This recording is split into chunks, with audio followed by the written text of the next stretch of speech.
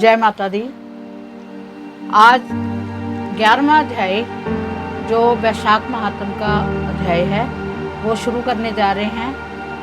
भगवान विष्णु, माँ लक्ष्मी जो इस अध्याय को सुन रहे हैं, जो इस अध्याय को देख रहे हैं, उन पर अपनी विशेष कृपा प्रदान करें। तो शुरू करते हैं आज का 11वां अध्याय वैशाख महात्म का। राजा मैथिल ने पूछा कि जब कामदेव भस्म हो गया तो फिर उसकी उत्पत्ति कैसे हुई।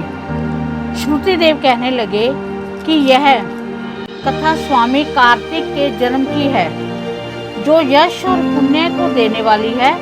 जब महादेव जी ने कामदेव को जला दिया तो उसकी स्त्री रति अपने पति को भस्म हुआ देखकर शोक से मूर्छित हो गई। जब 2 घड़ी के पश्चात उसकी मूर्छा गई तो अत्यंत विलाप करने लगी, जिससे सारा तपोवन दुखमय हो गया।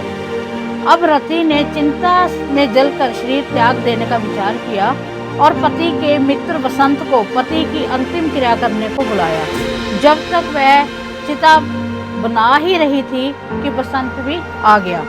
वह रति को देखकर अति दुखित हो रति को समझाने लगा और कहने लगा कि आत्मघात करना उचित नहीं। जब बसंत ने उनके शरीर त्यागने का विचार दृढ़ देखा तो नदी के किनारे पर चिता बनाई और रति गंगा में स्नान कर सब इंद्रियों को रोक कर और मन को आत्मा में लीन करके चिता पर चढ़ने को तैयार हुई। तो उसी समय आकाशवाणी हुई कि हे पति प्रेमा, तुम चिता में प्रवेश मत करो। तुम्हारा पति महादेव जी और कृष्ण भगवान से उत्पन्न होगा।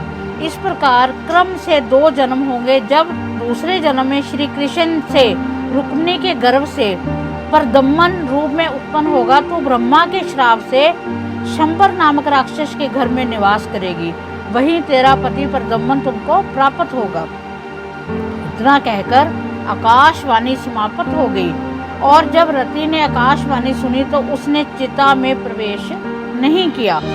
जिनके कार्य की सिद्धि के लिए शिवजी ने कामदेव को भस्म कर दिया था, उन सब देवताओं ने बृहस्पति, इंद्र और अग्नि को आगे करके रति को वरदान दिया कि अब से तेरा पति अनंग कहलाएगा और अंग वाले की तरह मरा हुआ भी दिखाई देगा। फिर कहने लगे कि पूर्व काल में तेरा पति सुंदर नाम का राजा था। उस जन्म में भी तुम इसकी पत्नी थी, परंतु जंस्कर कारणी होने के कारण तुम्हारी ये दशा हुई। अब वैशाख मास में मंदाकिनी नामक नदी में स्नान करके मधुसूदन भगवान का पूजन तथा उनकी दिव्य कथा सुनने से तुम्हारा पति अवश्य तुमको मिल जाएगा। रति को इस प्रकार वरदान देकर सब देवता अपने अपने स्थान को चले गए और रति ने भी क्लेश से निवृत्त होकर मेष की संक्रांति में गंगा स्नान कर पवित्रता अक्षुण्य शयन व्रत को धारण किया। इस व्रत के करने से उसी समय कामदेव दिखाई दिया। उसने वैशाख मास में कर्तव्य धर्म नहीं किया था, इसी कारण परमात्मा का पुत्र होने पर भी वह अंगहीन हुआ। श्रुति देव कहने लगे कि जब महादेव पार्वती जी के सम्मुख खड़े हुए अंतर्ध्यान हो गए तो पार्वती जी खड़ी रह गईं और सोचने लगी कि अब क्या किया जाए। तब उसके पिता हिमालय उन्हें अपने घर ले गए, परंतु पार्वती श्री शिवजी के गुणों पर इतनी मुग्ध हो गई कि उसने अपने मन में ही ठान लिया कि श्री शिवजी ही मेरे पति होंगे। और वह अपने माता पिता को के समझाने पर भी कुछ विचार कर श्री शिवजी की मूर्ति को अपने मन में धारण करके गंगा तट पर जाकर घोर तप करने लगी। भोजन आदि छोड़कर तप करते करते बड़ी बड़ी जटाएं उनके सिर पर हो गईं। इस प्रकार 1000 वर्ष तक शिवजी की आराधना करती रही। एक दिन सायंकाल के समय श्री महादेव जी पार्वती जी की परीक्षा करने के लिए ब्रह्मचारी वेश धारण कर उनकी पर्णकुटी में आकर उनकी अचल भक्ति देखकर कहने लगे कि हे भद्र, जो तुम्हारे मन में वरदान है वो मांगो। तब पार्वती जी कहने लगी कि यही वरदान चाहती हूँ कि आप मेरे पति हों।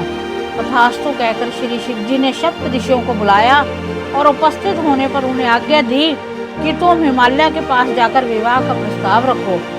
7वां ब्रह्मवादी ऋषि हिमालय के घर पहुंचे और राजा ने उनका यथोचित पूजन आदि से सत्कार किया और ऋषियों ने कहा कि हे राजा हिमालय, तेरी कन्या पार्वती पहले दक्ष की कन्या सती थी, जिसने अपने पिता के यज्ञ कुंड में गिरकर अपने प्राण त्याग दिए थे। इनका पानी ग्रहण करने के योग्य सिवाय शिव के और कोई नहीं है, इसलिए तुम अपनी कन्या का विवाह श्री शिव जी के साथ कर दो। तब हिमालय ने कहा कि मेरी कन्या तो छाल की वस्त्र पहनकर गंगा तट पर शिवजी के साथ विवाह करने के लिए घोर तप कर रही है, सो उनकी मनोकामना पूर्ण हुई। आप महादेव जी को जाकर कह दें कि मैं प्रीति पूर्वक अपनी कन्या उनको अर्पण कर चुका हूँ, आप उसको अंगीकार कीजिए। उधर सप्त ऋषि श्री महादेव जी के पास पहुँचे और निश्चित तिथि पर लक्ष्मी आदि सब देवियों और विष्णु आदि सब देवताओं के समक्ष विवाह हुआ।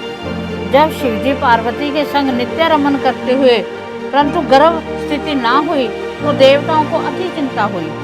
तब इसके कारण वो सोचने लगे कि फिर विचार कर अग्निदेव को बुलाया और उनको समझाया कि जिस समय महादेव जी रमन कर चुके तो तुम उनके सामने चले जाना। पार्वती तुमको देखकर लज्जा के मारे वहां से हट जाएंगी और तुम शिवजी को अपनी बातों में लगा लेना और शिष्य समान बहुत से प्रश्न करना, तथा समय लग जाने पर पार्वती जी के गर्भ स्थिति हो जाएगी।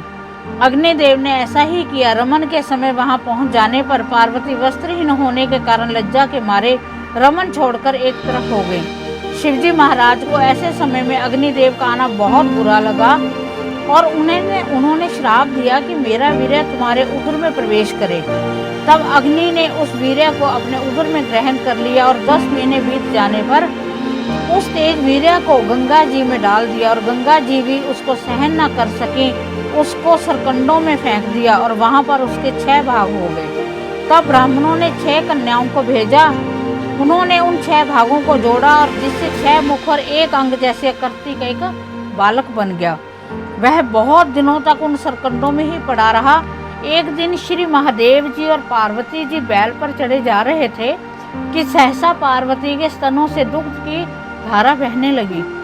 तब पार्वती जी ने श्री महादेव जी से इसका कारण पूछा तो श्री महादेव जी बोले, हे देवी, मैं इसका कारण कहता हूँ, देखो ये पास में ही तुम्हारा पुत्र पड़ा हुआ है। और फिर श्री महादेव जी ने पिछली सारी कथा पार्वती को सुनाई और कहा कि उसी को देखकर तुम्हारे स्तनों में दूध आ गया है, क्योंकि वह तुम्हारा ही पुत्र है। महादेव जी की ये बात सुनकर पार्वती जी ने उस बालक को खा लिया और अपनी गोदी में बिठाकर उसको अपने स्तनों का दूध पिलाने लगी। इस प्रकार पार्वती जी पुत्र स्नेह में मुग्ध होकर उसको कैलाश में ले गई और उसका पालन पोषण करने लगी। श्रुति देव कहने लगे कि हे राजन, ये कुमार के जन्म की कथा मैंने तुमसे ही कही है। इस प्रकार एकादश अध्याय वैशाख महात्म का संपूर्ण हुआ। जो भी इस अध्याय को सुन रहे हैं, मैं भगवान वासुदेव से, भगवान नारायण से, भगवान शिव से ये प्रार्थना करती हूँ कि सभी की जिनके पुत्र की इच्छा है उनकी इच्छा पूर्ण हो, वो अपने उनको आशीर्वाद मिले, इस कथा के सुनने का उनको प्रभाव मिले। उन्होंने इस कथा को अगर सुना भी है, देखा भी है, तो इसका उनको चौगुना फल मिले। वो दिन दुगनी रात तरक्की करें और उनकी सारी समस्याओं का हल हो जाए। तो आज के इस कथा में आपके लिए एक मंत्र जिससे आपका सारे कष्टों का हरण होगा, वो है ओम नमो भगवते वासुदेवाय नमः, विशुभ सराय आदिपुरुषाय कृष्ण गोविंदाय माधवाय नमः, केशवाय नमः, नारायण नमः। इस मंत्र का जाप सिर्फ चाहे आप 9 बार कर लेना, आप देखना आपको इससे कितनी ज़्यादा फायदा मिलता है। और अगर हो सके तो आज के दिन भगवान शिव को और कार्तिक जी को, जो जिनका परिवार सहित भगवान शिवलिंग बना होता है, जिसमें माँ पार्वती जी होती हैं, गणपति जी होते हैं, नंदी जी होते हैं, भगवान कार्तिकेय जी होते हैं, क्योंकि उनका जन्म इसमें विवरण है। तो आप सारे उनको स्नान करवा के एक मोली लेना, सारे परिवार को एक साथ आपने बांध देना है। आप देखना आपके परिवार में कितनी प्रेम और निष्ठा बनेगी। तो इसी के साथ आपके लिए ये दिन शुभ हो। जय माता दी। ओम नमो नारायण।